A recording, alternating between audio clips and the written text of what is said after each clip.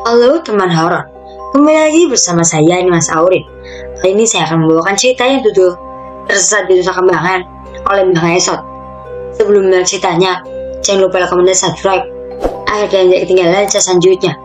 Oke, gak usah lama-lama lagi, mari kita mulai ke ceritanya.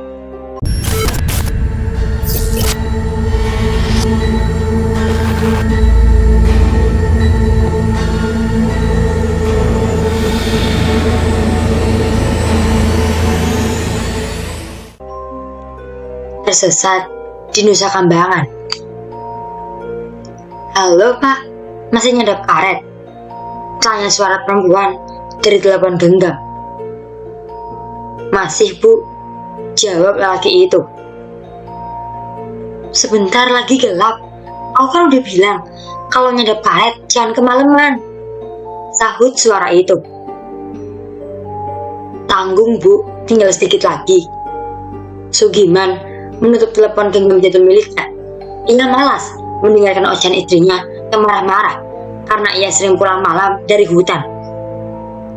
Di Pulau Nusa Kambangan ini, Sugiman dan istrinya adalah salah satu penduduk ilegal yang tidak mempunyai KTP. Sugiman sengaja membawa istrinya ke Pulau Nusa Kambangan untuk membuka lahan karet. Memang betul ocehan istrinya, hari semakin gelap dan sangat berbahaya berada di hutan. Tapi Sugiman, lelaki berumur 50 tahun itu, sangat bebal dan tidak bisa diatur. Ia bersikukuh menyadap beberapa pohon lagi. Sebuah karung kumal yang mengeluarkan bau karet busuk dijinjingnya. Tangan kanannya menggenggam pisau sadap. Ia mengenakan baju kuning lusuh dan celana pendek yang banyak kantongnya. Kedua kakinya dilindungi sepatu boot sehingga mampu menerjang semak berduri. Sebuah lampu senter terikat dengan baik di kepalanya agar jarak pandangnya tak tertutup kabut. Saat ia mengiriskan pisau sadap ke batang pohon karet, tiba-tiba handphone jadulnya berbunyi kembali.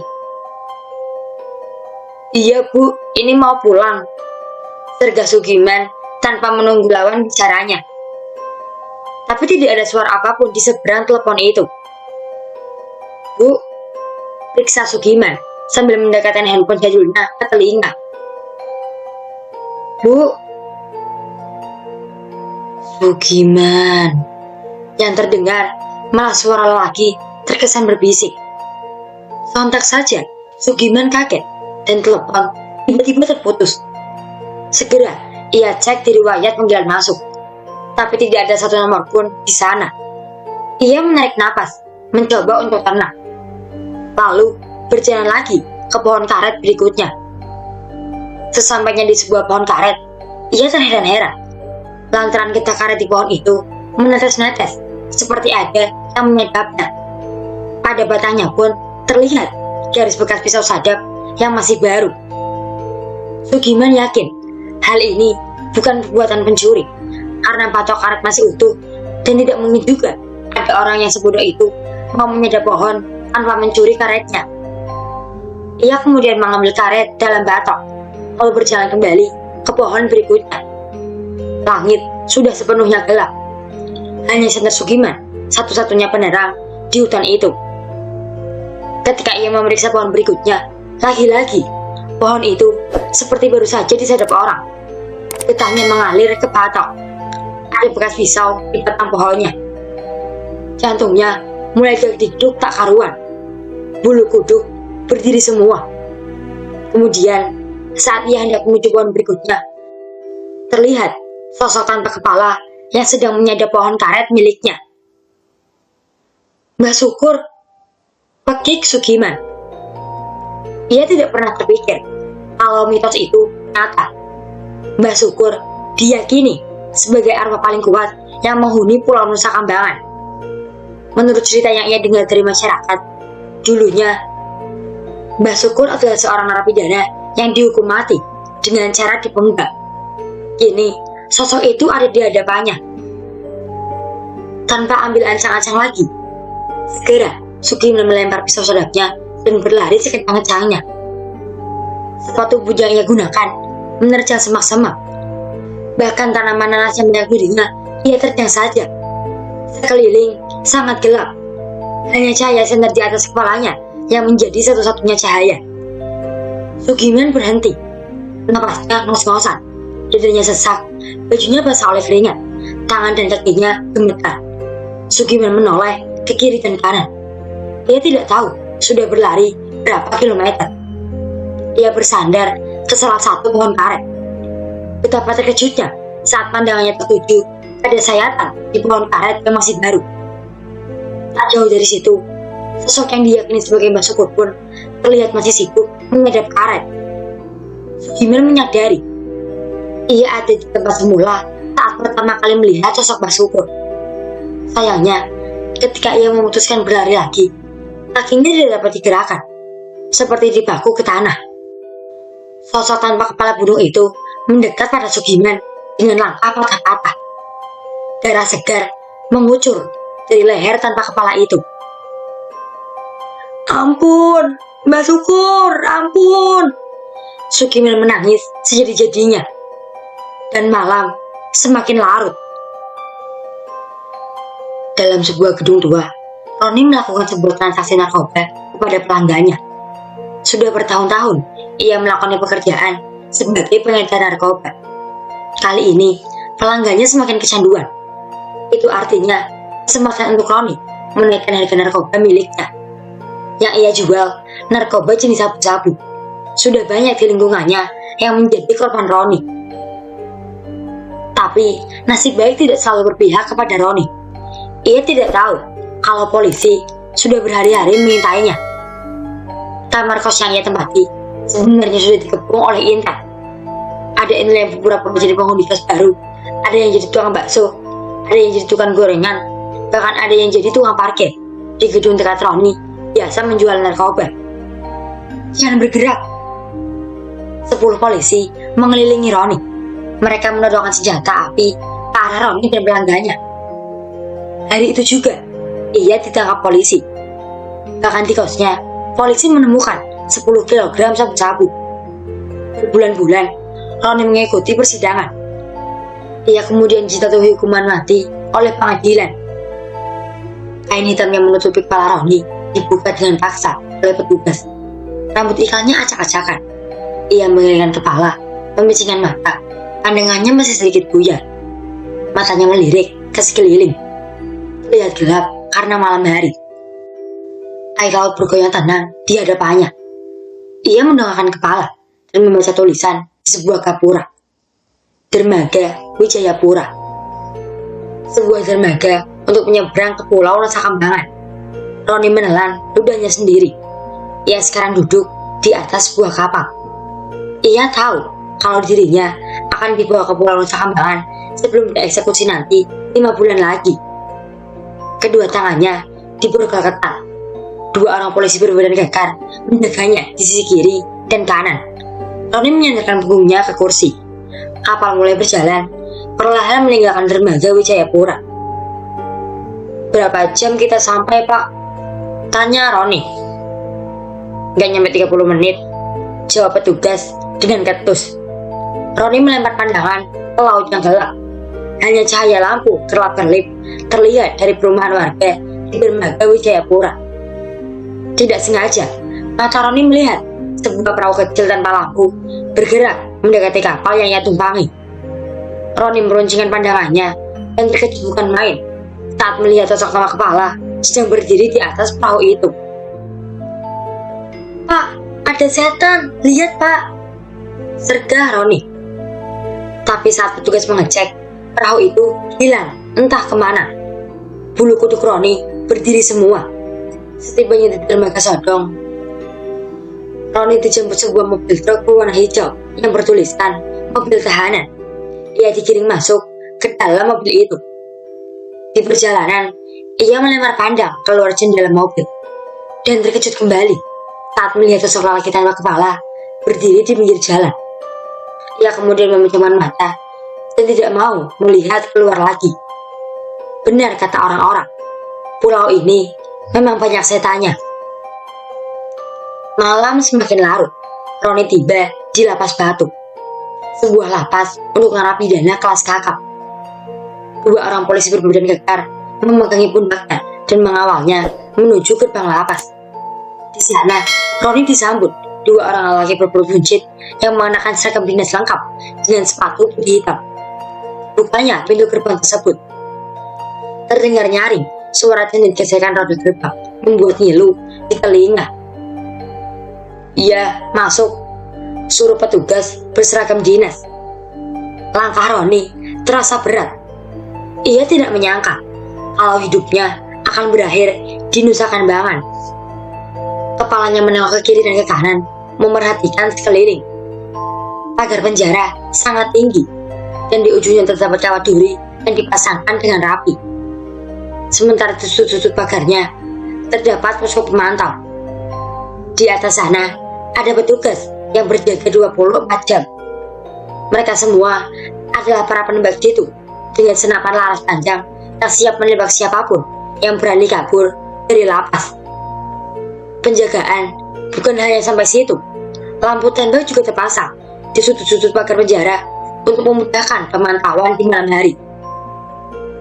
Dengan penjagaannya sangat ketat, mustahil bagi Roni untuk bisa kabur dari lapas. Tiba di pos pemeriksaan, baju Roni dilucuti dan disuruh ganti dengan baju tahanan yang baru. Setelah berganti pakaian, Roni diminta menyebutkan beberapa informasi diri. Petugas sibuk mencatatnya. Setelah itu, ia digiring kembali melintasi sebuah koridor. Di sana, ada sel-sel tahanan yang hanya diisi satu orang per sel. Ia kemudian dimasukkan ke dalam sel tahanan nomor 11. "Masuk," suruh petugas. Roni tidak menimpali. Ia berjalan perlahan masuk ke sel tersebut. "Tanganmu," pinta penjaga tersebut. Dari dalam penjara, Roni menyodorkan kedua lengannya melalui teralis penjara. Petugas itu membuka berkau Roni dan tersenyum satir. "Selamat malam di Hotel Nusa Kambangan, boy," kata petugas itu sambil menatap Roni. "Tunggu, Pak." Sesaat sebelum petugas itu beranjak, Roni memanggilnya. "Iya." Petugas menghentikan langkahnya. "Nama Bapak siapa?" tanya Roni. "Rojak, panggil saja Pak Rojak." "Baik-baik di sini, jangan buat masalah," saran Pak Rojak. Ia kemudian berlalu sambil bersiul-siul. Satu sel tahanan hanya diisi satu orang saja demi menjaga keamanan. Roni melangkah mundur, lalu duduk lesu di atas sebuah ranjang kayu. Di atas ranjang itu ada sebuah kasur lantai yang sudah apek dan kempes karena termakan usia. Juga bantal kecil dan selimut tipis tergeletak di ujung ranjang. Sementara di pojok kanan ruang tahanan ada sebuah toilet duduk yang sudah sangat usang. Dudukan toilet itu dekil dan pecah-pecah. Di samping toilet ada sebuah wastafel kecil dan cermin yang retak di sana-sini. Dinding sel Roni terlihat tua dan catnya pudar. Ada bekas air hujan yang merembes pada dinding tersebut, sehingga kalau disentuh maka akan terasa basah di telapak tangan. Roni melangkah menuju wastafel.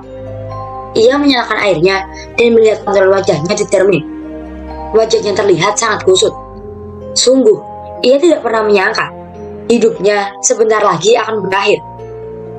Seketika saja, ia teringat anak dan istrinya yang sekarang entah di mana. 5 tahun yang lalu, ia menceraikan istrinya, juga menelantarkan anaknya. Sialnya, dia belum sempat minta maaf sampai detik ini. Tidak, ia tidak mau mati di sini. Lebih baik mati ditembak saat melarikan diri, ketimbang menyerahkan nyawa di hadapan regu tembak. Maka malam itu juga, dalam sel tahanannya, ia berencana untuk kabur. Entah dengan cara apa, ia harus benar-benar memikirkannya sebelum hari eksekusinya tiba.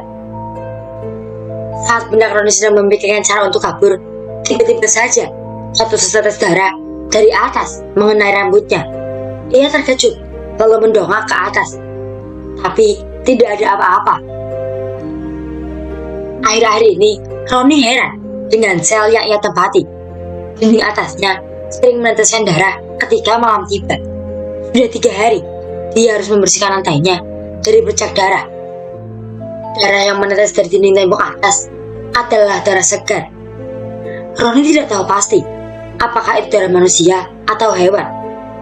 Pernah suatu pagi, ia menanyakan kejanggalan itu pada Pak Rojak. "Sudah, terima saja, kau kebagiannya sel ini." Itu jawaban Pak Rojak setiap kali Roni menanyakan perihal darah. Hingga pada suatu malam, Roni sedang terbaring di atas tempat tidurnya. Ia masih memikirkan bagaimana caranya agar bisa kabur dari Nusa Kambangan. Tiba-tiba saja, tidak ada angin dan hujan, sekelibat wanita melintas di depan selnya. Roni melihatnya dengan sangat jelas. Barusan adalah sosok wanita mengenakan piyama putih. Ini penjara khusus lelaki. Lantas dari mana asal wanita itu? Hendak Roni bertanya-tanya. "Woi, woi!" Roni memanggil penghuni sel sebelahnya. "Iya, bro." Yang menyahut memang suara laki-laki, tapi terdengar kemayu. Karena memang tetangga sel Roni adalah seorang waria. Jumanto nama aslinya, tapi ia dipanggil Jumanti. "Lu lihat ada cewek yang lewat gak tadi?" Sel lu itu angker sayang," kata Jumanti. "Kok lu baru ngasih tau gue?" Nada bicara Roni naik. "Ya kan lu gak nanya." Jumanti malah menggoda dengan nada genit. Waria itu juga dipidana mati oleh pengadilan lantaran memutilasi temannya sendiri. Sebuah pembunuhan berencana yang keji. Bagaimana tidak, setelah dimutilasi, organ-organ tubuh temannya dijadikan makanan anjing. Kasusnya terbongkar setelah seorang warga mencium bau busuk di rumah Jumanti, yang ternyata berasal dari kepala temannya yang diletakkan begitu saja di bawah tempat tidur. "Anjir, takut banget gue. Bisa pindah gak sih?" Roni mengerutkan dahinya. "Sel udah penuh semua, lu gak akan bisa pindah," timpal Jumanti. "Udah ah, gue ngantuk mau tidur," sambungnya. Sesaat kemudian, keran wastafel menyala sendiri. Airnya deras mengalir. Pelan-pelan, Roni mendekat. Ia matikan keran air, dan dari cermin, ia melihat sosok wanita berponi. Rambutnya pirang sebahu, tersenyum anggun di belakangnya. Sontak saja, ia memilihkan badannya. Tapi tidak ada siapa-siapa. Saat dia kembali melihat ke cermin, sosok itu masih ada, dan tentunya masih tersenyum. Ia mengenakan piyama putih, sama persis dengan sosok wanita yang melintas di depan selnya barusan. Berkali-kali, Roni memalingkan badannya, tapi sosok itu tetap tidak ada dan hanya bisa dilihat di cermin saja. Darah kembali menetes dari tembok atas selnya. Buru-buru, Roni membenamkan diri di atas ranjang. Ia selimutkan kain tipisnya. Keringatnya bercucuran dari dahi. Tangannya bergetar, kakinya ditekuk. Roni sadar kalau ia tidak tinggal sendiri dalam sel ini. Ada makhluk gaib yang senantiasa akan mengganggunya. Selnya benar-benar angker. Setiap jam 7 pagi, semua tahanan dikumpulkan di lapangan untuk mengikuti senam. Setelah itu, kegiatan selanjutnya adalah kerja bakti. Ada yang bertugas membersihkan tanaman, toilet, selokan, koridor penjara, dan halaman belakang penjara. Roni selalu diberi tugas untuk membersihkan koridor penjara. Pagi itu, ia sedang mengepel lantai. Beberapa kali, ia masukkan kain pel ke dalam ember yang berisi air, lalu memeras kain itu. Ia sodorkan alat pel itu ke lantai. Tapi tiba-tiba, pel itu lepas. Mungkin karena sudah usang. Roni berdecak kesal. Sialan. Roni membetulkan alat pelnya sambil terus menggerutu. Namun tiba-tiba saja, sebuah ide muncul dalam kepalanya. Lempengan yang berukuran 1 jengkal tangan orang dewasa itu bisa saja berguna sebagai alat untuk dia kabur. Setelah mengamati keadaan sekitar, Roni memasukkan benda itu ke dalam kantongnya. Tidak ada satupun penjaga yang melihat aksi Roni. Malam harinya, ia termangu di dekat teralis sel tahanan sambil memandangi lempengan besi. Ia bingung apa yang harus ia perbuat dengan benda itu. Bagaimana caranya ia kabur? Hanya dengan menggunakan benda sederhana itu. Roni mengembuskan napas berat, dan dari kejauhan terdengar suara langkah sepatu mendekat. Buru-buru ia sembunyikan benda itu ke dalam kantongnya. "Woi Ron, melamun aja." Ternyata Pak Rojak. Pak Rojak. Iya Pak, mumpung masih hidup. Kalau saya udah mati, nanti nggak bisa ngelamun lagi. Alah Pak, palingan dia lagi kangen sama saya. Tiba-tiba Jumanti nimbrung dari sel sebelah. Sudah, jangan dilamunkan. Semua manusia di dunia ini pasti akan mati kok. Kematian bukan akhir dari segalanya. Motivasi Pak Rojak terdengar aneh. Roni hanya nyengir saja. Pak Rojak melirik dinding sel Roni yang basah. "Rembes terus ya dindingnya?" tanya Pak Rojak. "Iya Pak, apalagi kemarin hujan." "Wajar Ron, dinding tua itu," timpal Pak Rojak. "Iya sih Pak." "Sel Roni banyak setannya Pak," celetuk Jumanti dari sel sebelah. "Hus, jangan sembarangan kalau ngomong," serga Pak Rojak. "Tidur semuanya, udah larut malam," suruh Pak Rojak sambil mengetukkan sebuah tongkat ke teralis penjara hingga menimbulkan bunyi genting yang nyaring. "Iya Pak," ujar Roni. Roni kembali melamun. Ia benar-benar harus kabur dari penjara ini, bagaimanapun caranya. Kemudian, kedua matanya cerah kembali. Ia mendapatkan sebuah ide cemerlang untuk kabur. Segera, Roni bangkit dan meraba-raba dinding selnya. Terasa lembab. Ia mengetuk-ketuk dinding itu. Terdengar bunyinya nyaring, menandakan kalau dinding itu sudah sangat rapuh. Sejenak Roni berpikir. Kemudian ia menengok ke kolong ranjangnya. Iya, dia tahu alat apa yang ia butuhkan agar bisa kabur dari penjara. Dia butuh tisu dan pasta gigi. Idenya adalah dinding di kolong ranjang itu harus ia bobok menggunakan lempengan besi tipis yang ia punya dengan cara digesek-gesekkan. Roni yakin dalam waktu 2 bulan dinding itu bisa dibobok. Ia tahu persis kalau dinding selnya langsung tembus ke halaman belakang penjara. Dan tisu nantinya akan ia gunakan untuk menyumpah lubang yang ia gali pada dinding itu, lalu diolesi dengan pasta gigi agar warnanya membaur dengan dinding, sehingga saat ada pemeriksaan sel, petugas tidak curiga. Beberapa hari kemudian, ia berhasil mendapatkan sebuah tisu dan pasta gigi. Ia mendapatkannya dari Jumanti secara cuma-cuma. Kata waria itu, ia ingin berbuat baik sebanyak-banyaknya sebelum hari eksekusinya tiba. Setiap malam, saat penjaga sedang lengah, ia menggesek-gesekkan lempengan besi tersebut ke dinding, kemudian menutupnya dengan tisu yang sudah diolesi pasta gigi. Sialnya, benda yang ia gunakan untuk membuat dinding tidak sanggup lagi menggapai permukaan lubang yang ia gali.